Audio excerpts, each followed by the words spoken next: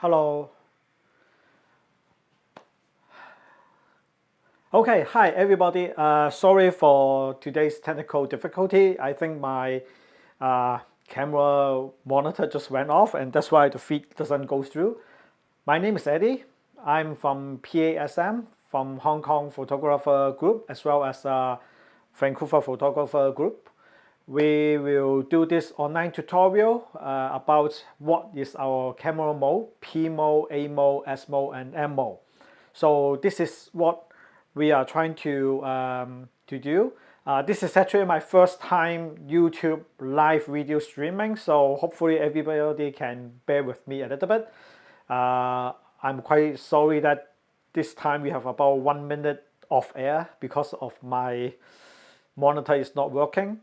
But anyway, we will discuss a little bit about PASM Photographer Group before we continue to our actual section about and explaining about PASM, this formal, and how do we use it and why we use it and everything. PASM Photography Group is originally from Hong Kong. We have two founders, Bailey and Brian. I'm very happy that I'm part of their team, and I help them to host some events. This group is originally from Hong Kong, and we hope to gather photographers, and then we share the same interests. We go to different parts of Hong Kong to take photos and everything. Recently, because of this COVID-19 situation, so everybody need to avoid as much as possible public contact, and that's why our group hosts this virtual tutorial in the last 2 months, and we will continue to do so in this year. Even though we might have some actual meetup later on in this year, but anyway, online tutorial will for sure to be continued, and the next one we will have will be about Lumina, how to use a Lumina to edit our photos and everything. So we will back to our topic now, okay? What are P mode, A mode, S mode, and M mode? This 4 letter actually came from Canon's camera. I'm using, I'm sorry, from Nikon camera, okay? From Canon user like me, we will have P mode, A mode, TV mode or T mode, and M mode. So I will explain each one individually. And before I explain any camera mode for you guys, first I have to explain the very fundamental one. It's called octo, okay? What is octo, okay? So it's like what we use our iPhone or our any mobile phone to take photos. This is like we just point at anything and then press the shutter and let the camera to do everything, okay? To calculate the ISO, calculate the shutter speed and aperture range, everything will be calculated automatically by the camera. And then after a while, we will find that most of our octo photo, especially from our camera, somehow it doesn't always looks or comes out what we want. This is a little bit strange. For our what we call the mobile phone, actually it has always, you will find always, almost every time it did 100% correct, okay? Almost every time, but sometimes it might slip, okay? The exposure is correct, the brightness of the photo is correct, okay? It's not too bright, too dark, right? And then we don't have to worry too much about the aperture. Sometimes in the dark situation, we might not have a very clear photo. We don't know why.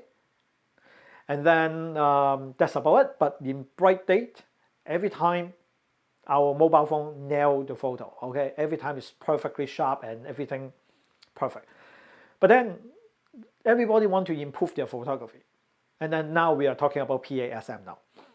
The P mode is actually the first mode we try and encourage people to use, to understand.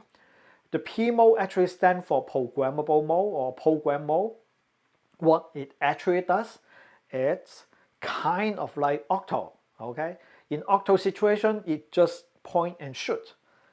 P mode is similar to octo mode. It's also point and shoot. And the thing is, it allows you to also change what we call the exposure compensation. Okay, what does that mean? That means we can ask the camera, okay, to change how the photo brightness can adjust. Okay, so sometimes if we like to take just a very bright sunshine day, we can let the camera to decide everything. And also this is a little bit about how the camera will meter about the exposure. Okay, so usually exposure metering will be like everything will be in average, not center weighted, or it's like everything will be in average. Usually camera divide in 5 zones, but then programmable mode will just like let you to allow you to change how you want the photo. Sometimes we want the photo to be less bright than the camera think it is. Okay, so we ask the camera to change the EV to lower, or the exposure comprehension to be a lower value. Negative side will be the lower value to have a less bright photos. But then I usually don't suggest people to do in P mode for that. One of the reasons is because P mode, usually when you use it, every time it's more about speed. Okay, so it's like you get your camera out and then you point and shoot. So if you change too much setting, like how do you weight, how do you measure the light or brightness of the photo, and then you also change the EV and everything, you just waste too much time. So P mode is kind of like point and shoot, and it's like a fast gun. You just take it out and do all the shooting then. So in P mode, it's very similar to auto mode, except that we can control maybe a little bit dark and a little bit brighter. It can't do too much.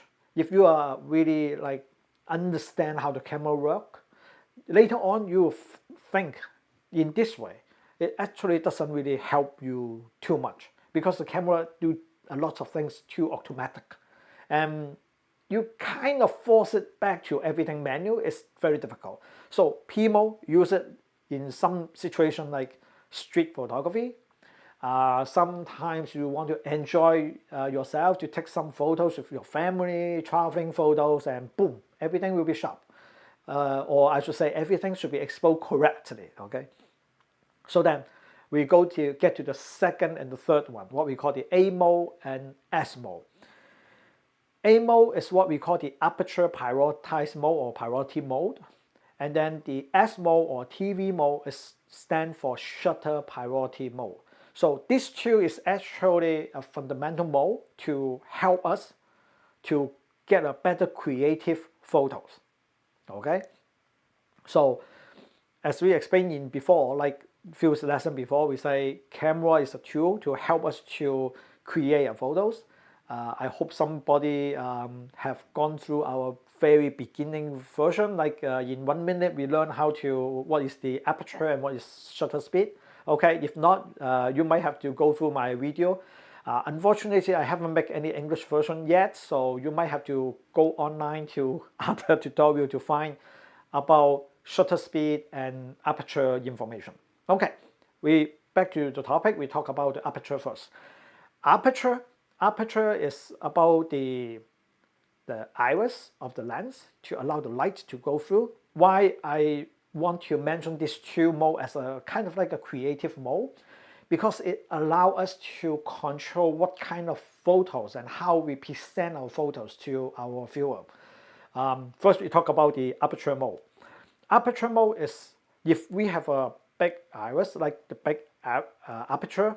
At the same time, aperture, the bigger the hole, the lens open up, the actual aperture number is smaller, like 1 point something is actually have a bigger version.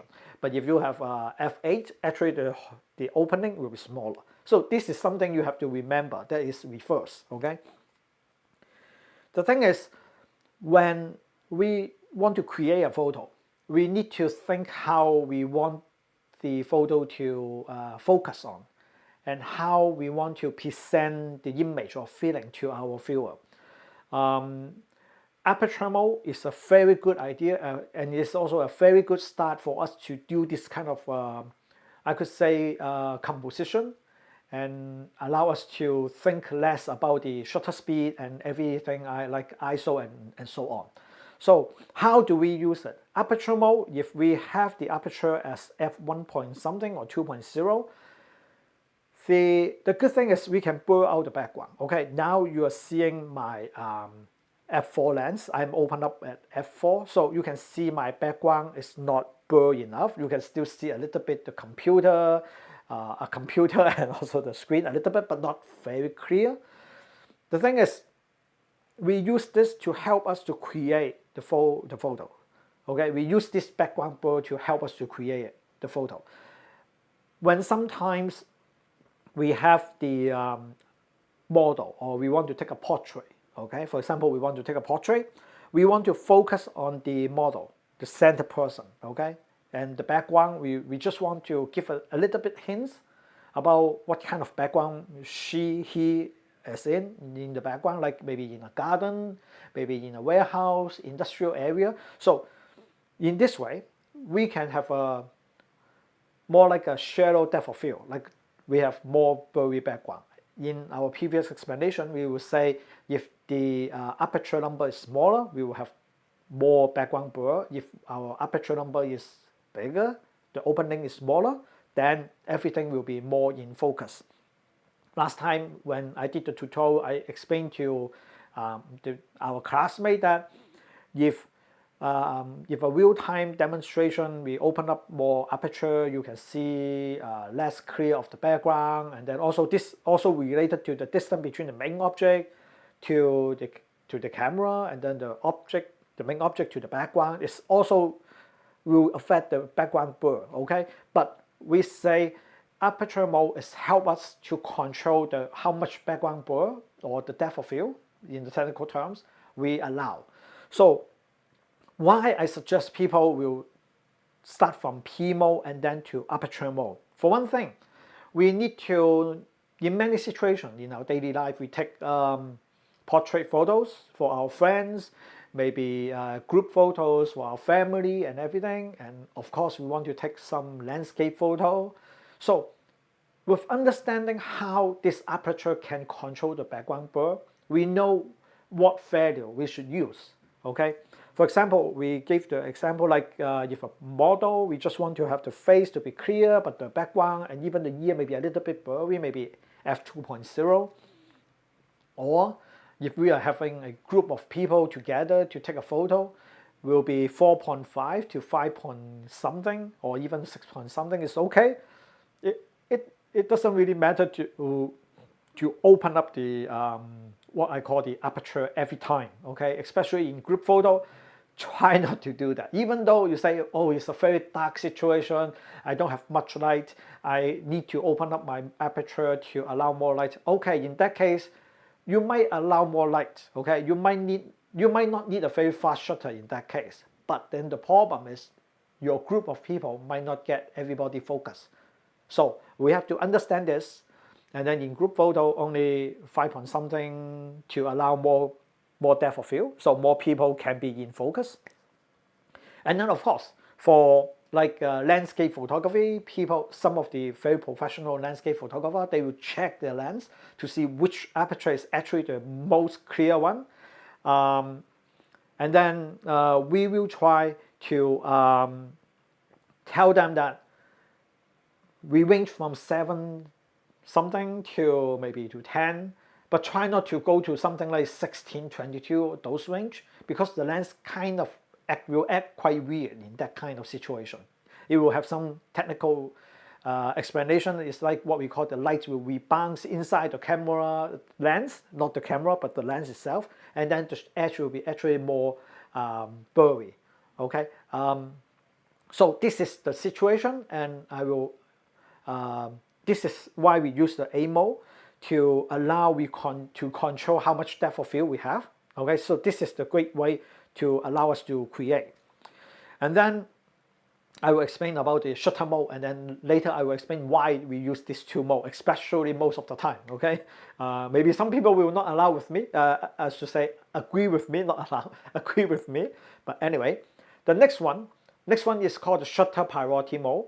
Shutter priority mode is more like to control how much time the shutter will open and allow the camera will record the time. So, for example, we have a drop of water, we want to capture it in the middle of the air. So it has to be very fast, okay? Or the bird is flying through the sky, it's very fast, okay? So we need to change the shutter to be very fast mode, okay? It doesn't really matter how much your lens or your camera can stabilize, you can handheld it or whatever, because actually the object is moving, okay? When the object is moving, it doesn't really matter how stable you have a tripod or whatever, you just need a shorter time, okay, to capture a frozen image, okay, for birds, for droplet, or really fast action. So, for example, if I want to capture an image for someone jumping over a fence or jumping or running, I would want to just capture that moment. So we have to speed up the shutter. Sometimes 500th of a second. Or for bird, maybe I would suggest to use 1000. People say 500 might be enough, but sometimes I find 500 might not be enough. Somehow bird can turn their head quite quickly. I shouldn't say I don't understand, but this is the reality. Their movement are quite quick, okay? So use a faster shutter speed. If you cannot do it in 500, I suggest 1000. It's not something most of our camera cannot do, okay? And in case we want to even faster, okay, some of our basic DSLR, they will have shutter around 1/4000, okay, of a second, okay. This is very fast. Most of the situation should be fast enough. And then of course we have some medium range to high end. They have 1/8000 of a second. That is extremely fast. I can tell you, you need a lot of light, okay. And this is the thing, when you want to frozen some subject, okay, in very short period of time, we don't want the camera to guess how fast the object moves, okay. No wonder, I should say, no matter what kind of camera you have, no matter what kind of high-end brand camera, they cannot guess what should be the correct setting to freeze your subject. You are the one to control that, okay. Even though you get the 1DX Mark III, they can shoot like 20 frames, or the Sony A1 can shoot 30 frames per second. It doesn't matter. It cannot guess what should be the correct exposure, like the exposure time for shutter time, to capture that fast-moving object. Okay, so we as the photographer need to do it ourselves. Okay, and then on the other hand, the other way, we want to give the illusion of something moving. We need to use the shutter mode also. For example, like some light trail, you saw a lot of light trail photography, photos I should say, or someone moving, and then you have a little bit blur at their background when they're running towards the camera, and then there's some blurry on their back. You see the motion blur. This helps us to understand the movement or the motion of the object. So this is also another creative tool for us to allow this kind of moving subject to explain, okay. For this tool, okay, we will say we always want or suggest people to use this tool as a way to create our photos. The reason why we want to use A mode or the S mode as our creative mode to create our photo is because the camera can help us to think of a better shutter speed and also the ISO. When we say we set the aperture mode, that means the camera will decide, like the program mode. Program mode, the camera decide everything, except maybe you can fine tune a little bit about the exposure. But on A mode or the S mode, shutter mode, okay, these two allow us to control one of the, what we call the exposure triangle, either the shutter speed or the aperture. And then we left two items to allow the camera to control by themselves or itself, okay. So for example, in aperture mode, when we set the f-stop, the aperture number, to f4.0, My camera will decide what should be the ideal exposure time. And if we set even the ISO to be auto ISO, so the camera will try their best of their knowledge. Actually, it's their program knowledge. Okay, somebody when they make the camera, they let them know, okay, we shouldn't use a very high ISO speed like 12,800 or something. We should within 6400. But of course, some camera allow you to change the range.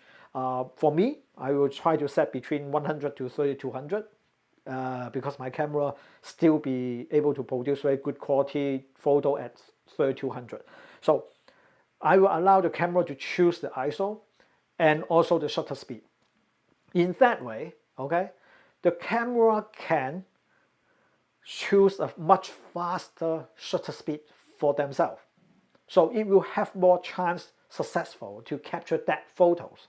Of course, you will say, oh, because why I can't set the ISO to 100? 100 should have a more clear photo. Yes, 100 ISO will have a very clear photo when it compared directly to maybe 3200. But if your object is still moving, okay, then there's no way your camera can fix it. Because when I'm moving like that, and if the shutter speed is not fast enough, you will still get a blurry picture. If, on the other hand, I let the camera to decide by yourself, then it can, how should I put it in this way? It can allow the camera to use a faster shutter speed, but maybe sacrifice a little bit of the clarity, maybe a little bit more noise in the 3200 range. A lot of our modern camera can do really well in 1600. 3200 maybe need a mid-range camera. I think in the future 3200 can do a very good job, will be in like most of the entry camera now. Anyway, with this idea, we can concentrate everything with A mode about how much background blur we want. We can concentrate our creativity like our composition. And also we can concentrate about our group line up correctly, everybody smiling, okay? And then take the photo like that. I'm not saying that if you use you like to control everything is incorrect, but just that today I find it myself. In some case, I take photos of like a big group of people. You don't want to redo or focus or everything for 10 minutes or maybe 5 minutes, okay? They want to do everything like that, okay? It's like a snap of your finger. That photo has to be done, okay? One time I did a group photo with like maybe 60 students together. It's actually kind of difficult to ask everybody to stage and also ask them to line up or align everything, because you are the only one can see the whole picture of the whole group, like who is higher and who is lower, whose face is hidden from the other one, and then you just want to concentrate on those, control the crowd, okay, and press a shutter and everything sharp and everything clear enough. So I would suggest most of the time in that way, use the aperture mode and also let the camera to control shutter speed and also ISO. Okay, then the other one is about what we call the shutter speed mode. Shutter speed mode is what we explained it before. It's like how we control our, our time of capturing for the photo. We give few examples like light trail. We need a longer time to expose the photos. Also, when we capture something flying very fast like a bird, then we need a very short burst to capture that moment. Or actually, we want to take multiple pictures of that bird, so make sure I get the good posture of that bird. So with this idea, in those kind of situations, okay, we try not to worry too much about the what we call the background blurry and ISO speed. We don't want to do that, okay? So that's why, similar idea as the aperture mode, we will have the ISO as automatic, okay? So it ranges from 100 to 3200 or whatever you set in your camera. And then with this range of ISO, it helps our camera not to open up the aperture too much. you might ask why you want the camera to not open up our aperture, right? I bought a $1,000 lens or like a couple of $1,000 in Hong Kong dollars for the lens. Why do I want to control it so it doesn't open up to 1.2 or 2.0? Why we want to control into a reasonable amount of aperture? The reason is because when you open up too much, it doesn't allow the whole photos or the whole subject to be in focus. As we talk about in aperture mode, if you open up too much, the depth of field will be quite narrow. Maybe you only focus the eye of the model. You can't see really clear her hair and her face line, the ear, or the body is not really focused correctly, or actually it's focused, but just it's blurred out, okay? Because her face would be already focused. So in that way, we will say we try to ask the camera to have a automatic ISO range, and then let the camera to decide what will be the ideal shutter, I should say the aperture range. Of course, same situation as the aperture mode, the camera actually cannot really understand how much background blur you want to have. So sometimes in some good camera, they even have a range for you to limit the aperture mode, or on the aperture side, they have a range to limit what we call the shutter speed. So with these two, when they can limit a little bit, or if they can fall through by the camera decide, most of the time you'll still be able to capture good photos, and you can only worry about in shutter mode to capture the moment. Okay, aperture mode is more like you create a moment, and then the shutter mode is more about you capture that moment.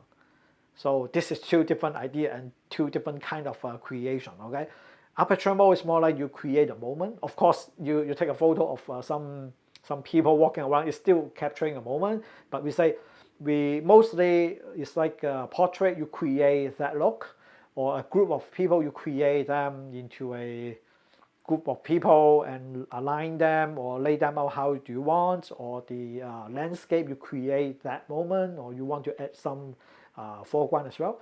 And then for shutter mode, or the shutter priority mode, then that is like capture that moment. Okay, so you need to know for shutter mode how fast you need for the shutter. Of course, you say, why not we just tune to like the fastest shutter speed to capture every single thing? Yes, you can. You can do that.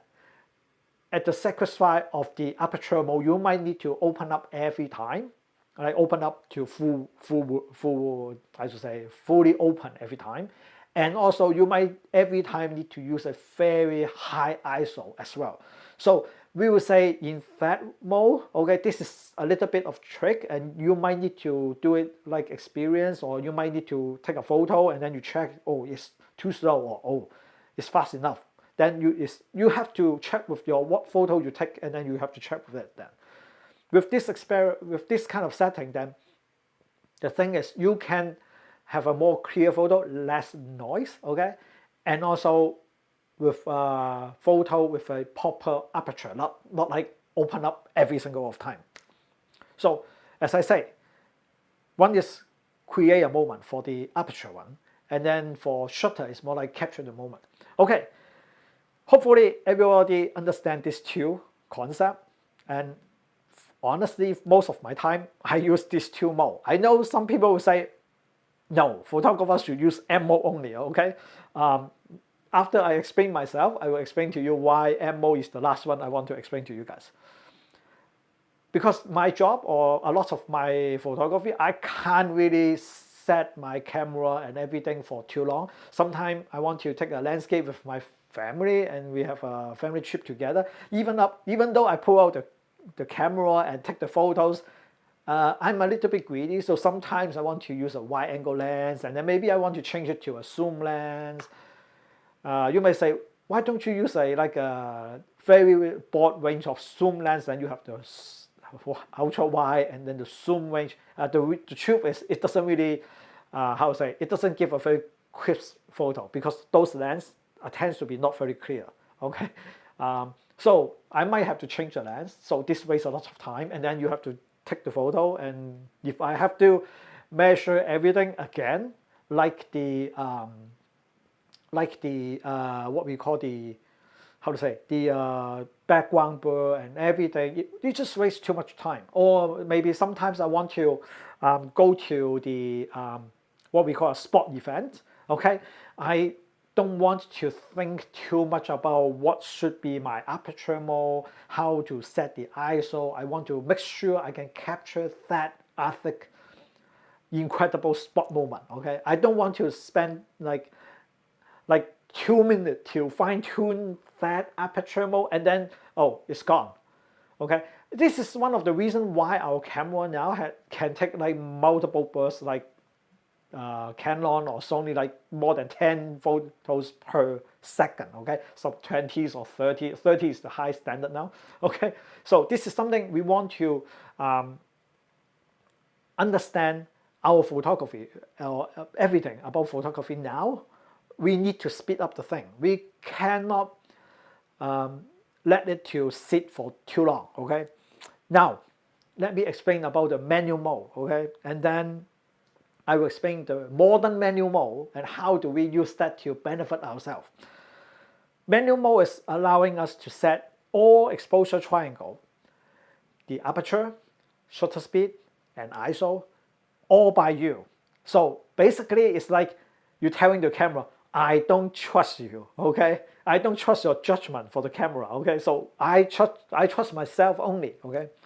So what kind of situation will I use the M mode, and what kind of situation, how can M mode can also help us to create?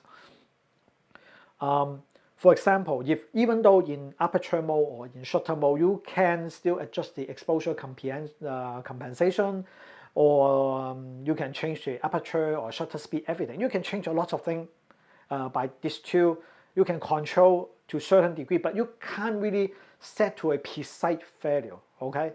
So by then, when you later on take some photography, you want, for example, you want to take a product photo, but not just one, okay? Your job is about you take maybe tens of product photo, and then each product you need to take few sides of that product.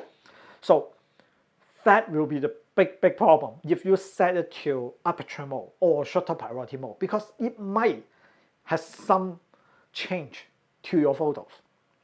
Although your light should be constant, everything constant, your camera might suddenly think, oh, that product is too dark. I might lighten up the photo a little bit. Or, that subject is white in color. I need to darken it a little bit. If so, every photo of yours will not be consistent. So this is a big problem if you take like a product photography in that way. You want to set everything, like you lock everything, okay? When I say you lock everything, not only the exposure triangle, I will say even the color temperature, you lock it, okay? Even though you might not get the correct, how should I say, the color temperature, just lock it to one of them. Don't do auto-white balance, okay? That is the worst thing, because I have that experience with the white background, with the white product, but that white product is not actually white in color. It might have a pale green color or pale blue color. Your white balance will be off, okay? Everything will be, I should say, the camera will gone whack or something, okay? So in that situation, okay, how do we, so we will use manual mode to do it. And then I will say in this way, I don't want to guess the manual mode, what should I put, okay? Of course, some people say, use your light meter to measure everything and punch in everything in your camera, and then you get the perfect photo for every time. Those are a lot of people will say, use the light meter to do it. I will say, use your camera to help you to do it, okay? I can't say the camera is, I can't say the light meter is wrong or incorrect or whatever, but I will say in this way, that light meter is not the same manufacturer from your camera, okay? They are not from the same manufacturer, okay? And every of our camera has a little bit inconsistent, okay? So I will let you know what is my trick to do it. First, you set to A mode. If for product photography, set it to A mode, aperture priority. Take that photos and study that photos. After you take the photos, the camera actually records 3 things, okay? 1, the aperture. Of course, you set the aperture, right? So it should record that. And then the second one, the shutter speed. The third one is what we call the ISO. And also, of course, sometimes I should say most of the time, it should record also the white balance as well, this 4 factor. But anyway, we concentrate on 3 factor first. So what we do, we get this 3 number or 4 set of number, aperture, shutter, ISO, and white balance. We get everything. And then we punch in, or we should say tune in the manual mode, punch in all the figure by ourselves. And then take the photo again to see if that one match up with the aperture mode. If the photo comes out, you say it's a little bit too bright or too dark, then you can adjust your shutter speed a little bit faster or slower, or adjust your ISO faster or like a more or less. But I will suggest in product situation, because you might be on a tripod already, use the shutter speed to adjust. Don't use the ISO. ISO might give more noise. So you want even the noise to be consistent as well. And of course, as I say, please also remember to punch in the white balance. I learned it in a very hard lesson. Okay, at the end I have to white balance correct like 30, 40 products photo with every of them, 4 of them. Okay, so I was in hell. Okay, so although it's not too bad, 100 something is not too bad. Okay, but still, okay, remember my mistake and don't do it. Okay, so in that way, every product photo you shot with that light and also the location and everything will be consistent. That will help you to do the afterward photo and everything very efficiently. Because today's, unfortunately, I have to tell you guys, photographers' salary is not very ideal. So we have to find ways to speed up our workflow, okay, to allow us to work less and make more money. Okay, this is one of my goals, to explain everything to you guys. How about the shutter speed? Can shutter speed also do similar thing for our manual mode? Yes. And this is also another trick. For example, if we do some kind of what we call the light painting, we can set in time in the shutter mode, and then for example how many seconds, or we want to do the light trail, we do that, and then we see the result. And then we use those number punching into the manual mode and then lock the aperture. Because, for example, if I want to do the what we call the light trail of a car, sometimes, okay, the camera might think that I might need to open up the aperture a little bit more because now it's too dark. Because when you press the shutter, it's calculating the correct exposure. And then when you push the shutter all the way down, you will start take the photos, right? When you really like waiting for a car and press it, it might be too slow. In that case, okay, so we try to get a basic idea and then use those settings and punch into our manual mode. And of course, as I say in the aperture mode, what should be the correct aperture, what should be the correct shutter speed, ISO, and white balance as well, okay? Although in this case, white balance might not be too important, but we try to make it consistent, okay? If you set auto balance, then you set auto balance in the manual mode as well.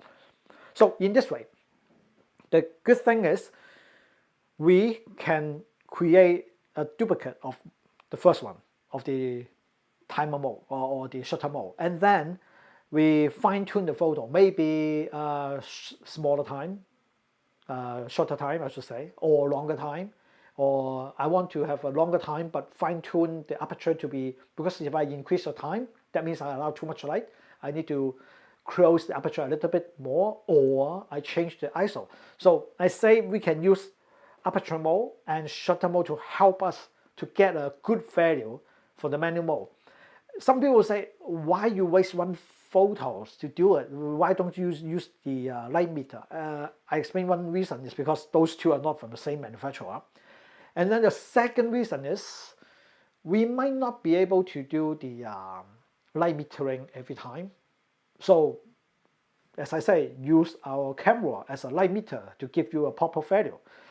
And also another thing is today we don't work with films, okay? We are not working with films or the OH. We have to wait 2 days to get the result, and oh my god, it's too dark, or 2 days later, oh, it's too bright, overexposed, because we can see the actual result immediately from your camera, okay? So we don't need to wait for 2 days. We only need 2-3 seconds or maybe 10 seconds to check if it's too bright or too dark. Use your modern camera's advantage with you, like together, okay? We all together to use it as in your advantage, to use it as also as a light meter to get the best result. And then this is the last trick, I should say one of the trick about the manual mode. Most of our modern camera actually can lock in manual mode, can lock the ISO, right?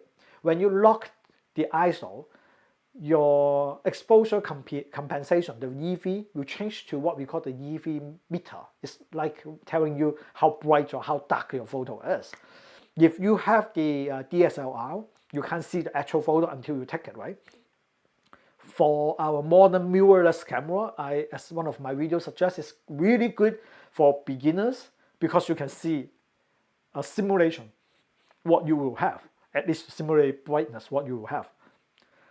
This way, okay, we can have using the ISO as an adjustment, okay, set that as octo.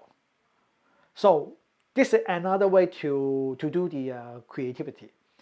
We set the ISO as octo. We only concentrate on the aperture and only concentrate on the shutter speed. We control this two, we lock this two, and allow the camera to vary about the ISO then. Why we want to use in this way? Main reason is that we can work most of our time or still concentrate on our creativity about composition or how much time we want to capture. So especially useful when you do something like, some moving subject and you want to have a last moment to be focused, or someone running on the sideway like that, okay? You want to capture that moment to be sharp enough, but of course for this you might need to have a flash to do the what we call the second curtain exposure, but we are not going over there. We only want to explain to you that in those situations when you want to explain in some movement and you let the camera to set the ISO to automatically. And also another thing is maybe I want to take a photo of a water drop or some bird.